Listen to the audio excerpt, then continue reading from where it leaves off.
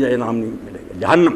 تو اللہ فرماتا اولئک الذین کفروا بآیات ربہم ولقائہ، یہ لوگ منکر رہے رب کی آیتوں کے، نہ اس کے کلام کو سچا مانا، ولقائہ، اور جب یہ اطلاع انہیں دی جاتی رہی کہ اللہ کے سامنے ایک دن تم نے پیش ہونا ہے، تو کہتے کوئی نہیں، مر جائیں گے، مٹی ہو جائیں گے۔ اکبر بگٹی تک کا اللہ اسے معافی کرے، کیا اس نے ساتھ کہا کہ یار میں تو کوئی ایمان نہیں رکھتا کہ مرنے کے بعد کچھ ہوگا، آدمی مر کر مٹی ہو جاتا، بعد میں کچھ بھی، یعنی بظاہر داڑھی سردار قبیلے کا مسلمان کہلاتے ہیں، سرے سے کافر، مانتے ہی نہیں کہ کوئی خدا اور قیامت۔ اللہ فرماتا ہے یہ لوگ اللہ کی آیات کے منکر، اللہ کے ملنے کے منکر، کہ ہم اس کے سامنے کبھی نہیں جائیں گے، فحبطت اعمالہم، ان کی ساری کوششیں برباد گئیں، بالکل بھگ کر کے اڑ گئی۔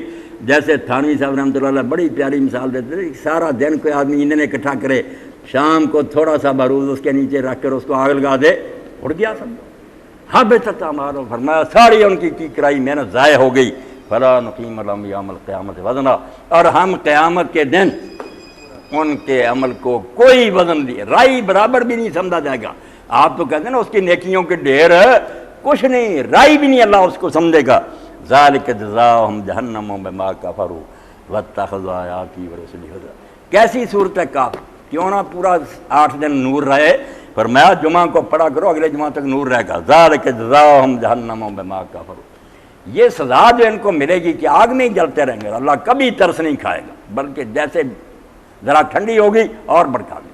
فرمایا اس سزا ان کو ظالموں کو نہ دے، اتنی مدت دی تھی، زمین خدا کی، رزق خدا نے دیا، زندگی اس نے دی، ہر نعمت اس کی تھی، انکار کرتے رہے، اس لیے کہ یہ منکر رہے اللہ کے اور اس کی کتاب کے۔